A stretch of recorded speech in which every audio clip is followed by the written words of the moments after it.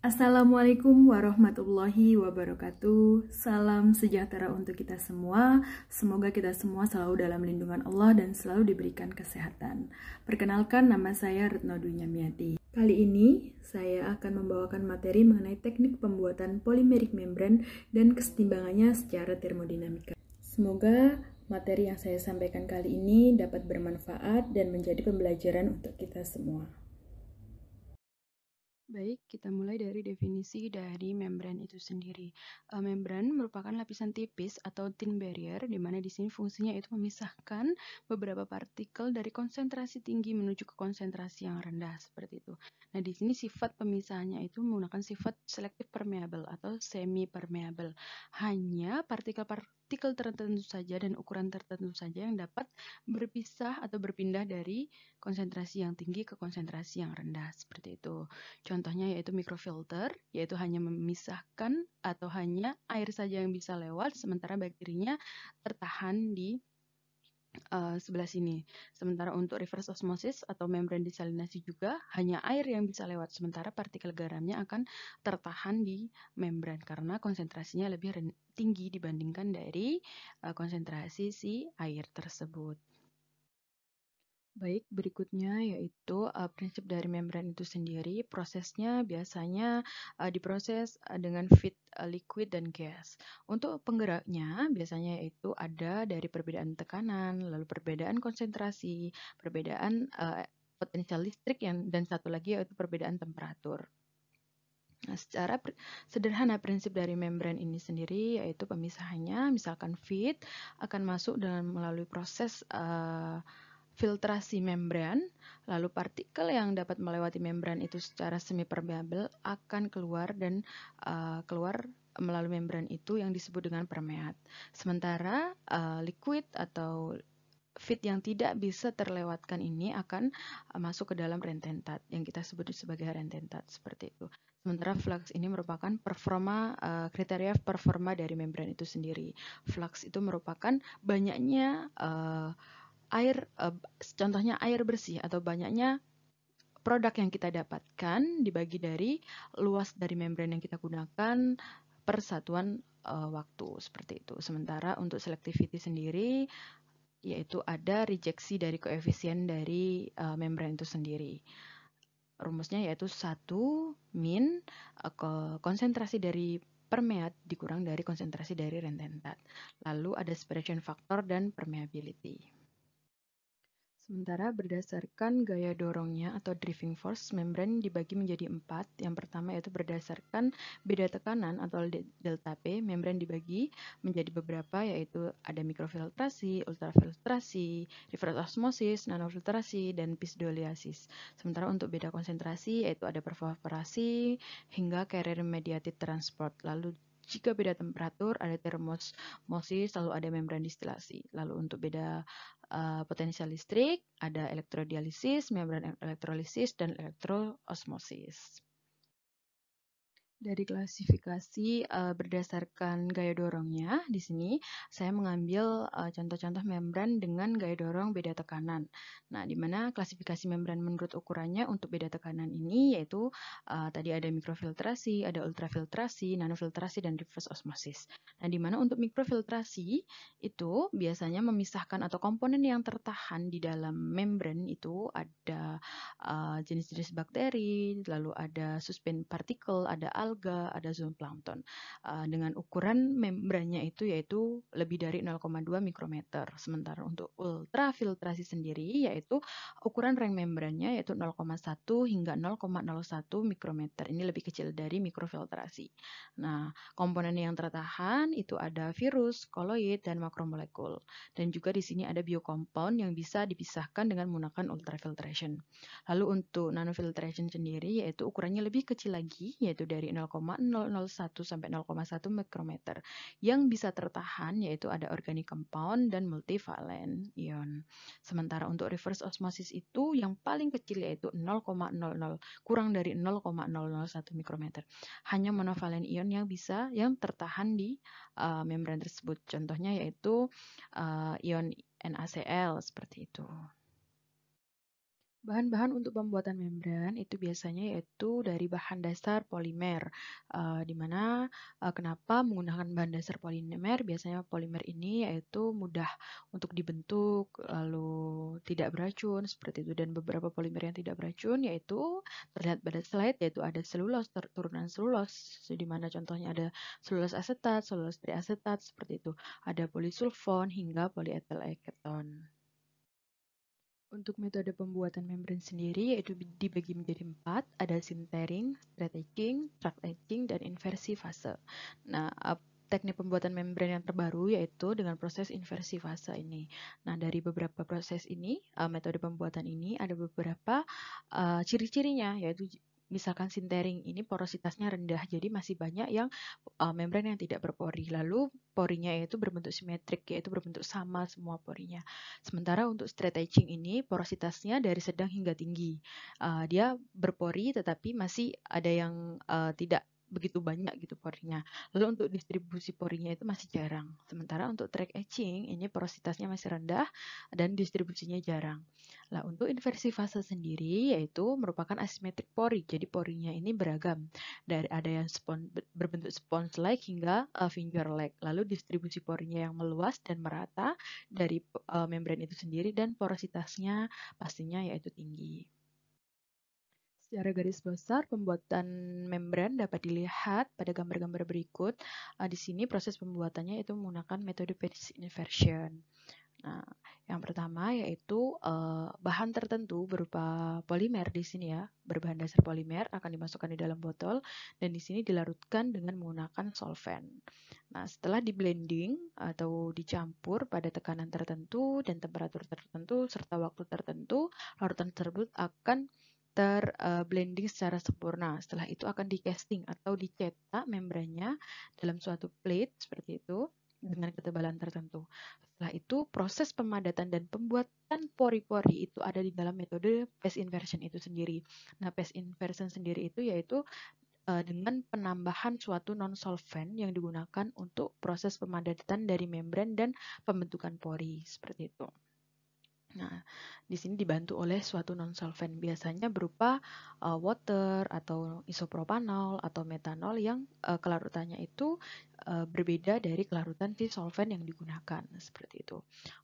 Dari beberapa ini nanti akan proses pemadatannya dilakukan beberapa menit, setelah itu diambillah, baru terlihat bahwa membrannya sudah terbentuk, seperti itu. Lebih jauh mengenai metode inversi fase dapat dijelaskan pada penjelasan berikut. Inversi fase merupakan suatu proses di mana sebuah polimer dirubah secara terkendali dari fase cair ke fase padat. Tadi kan polimernya dimasukkan di dalam suatu botol, ditambahkan solvent seperti itu. Itu kan tadi fasenya yaitu cair. Nah, di mana di sini dengan metode inversi fase dia akan dirubah ke fase padat atau proses pemadatan. Nah, dari proses pemadatan tersebut seringkali dimulai atau diinisiasi melalui transisi dari satu keadaan cair menjadi dua. Nah, di sini disebut dengan pemisahan cair-cair, di mana cair yang pertama yaitu cairan solvent dan yang kedua yaitu non-solvent atau coagulant bed non-solvent yaitu yang dimasukkan ke dalam coagulant bed ini. Nah, pada titik tertentu selama proses pemisahan atau pada waktu tertentu selama proses pemisahan itu salah satu fase cair tersebut atau konsentrasi polimer yang lebih tinggi dia akan memadat.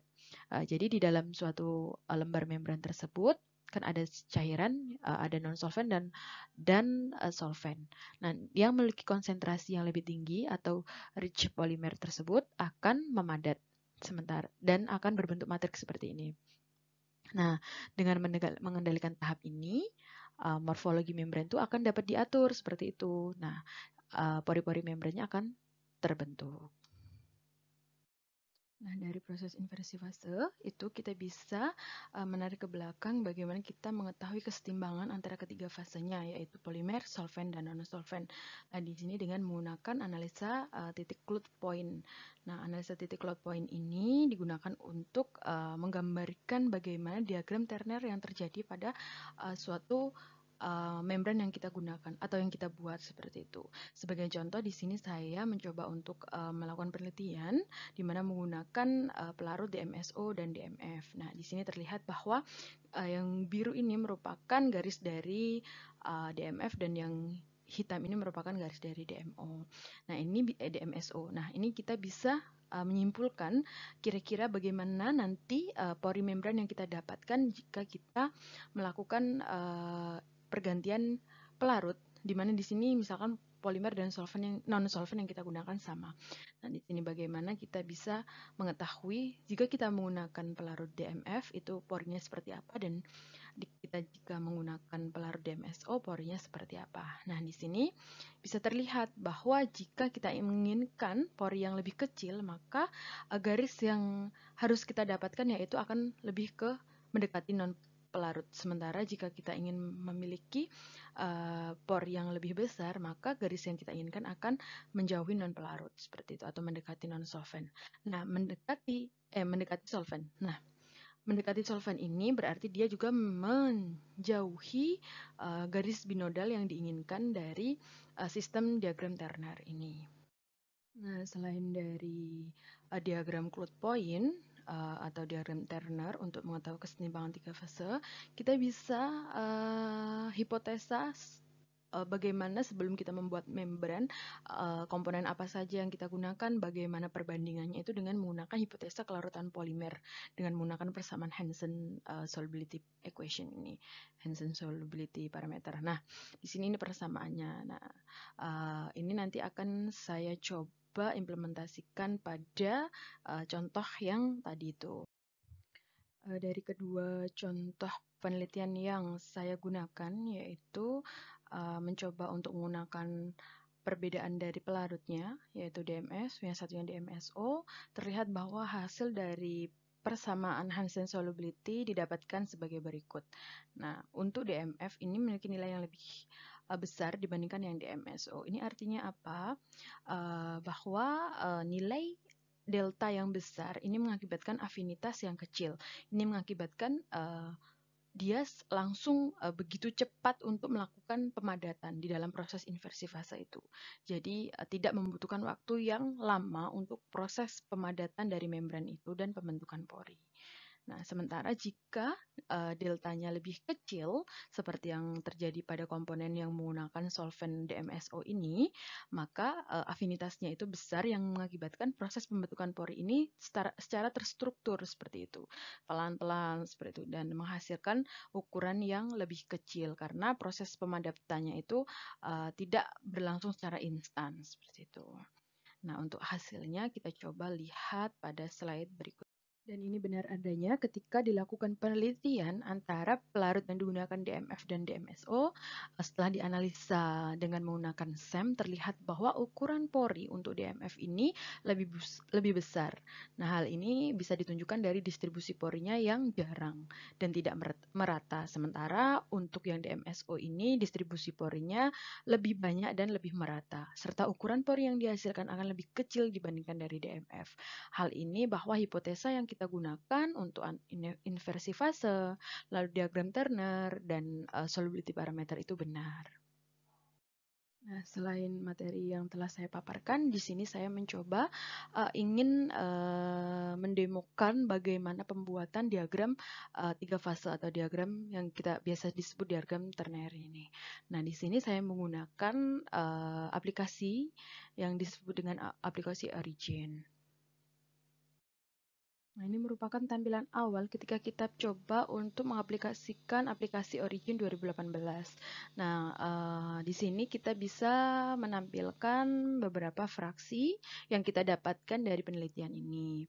Nah, seperti ini. Nah, misalkan di sini untuk yang pelarut menggunakan DMSO, ini kita mencoba 6 kali running dengan beberapa konsentrasi yang berbeda. Dari konsentrasi yang rendah menuju konsentrasi yang tinggi. Maka fraksi-fraksi yang didapatkan dari analisa Claude point ini sebagai berikut. Nah, setelah itu untuk yang DMF kita coba masukkan kembali seperti untuk pelarut yang DMSO. Nah, ini untuk yang pelarut DMF. Setelah fraksi-fraksi yang kita dapatkan kita masukkan ke dalam sel, maka kita buat diagramnya dengan mengeklik bagian ini dan memilih diagram Turner. Nah, untuk hasilnya yaitu sebagai berikut. Nah, ini merupakan hasil diagram Turner yang telah kita buat dari aplikasi Origin.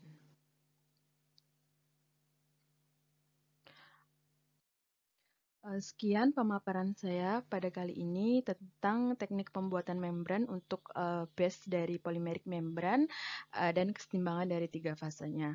Untuk sumber yang saya gunakan yaitu saya menggunakan buku Basic Principle of Membrane Technology karangan Mulder dan Hansen Solubility Parameter karangan Hansen 2007.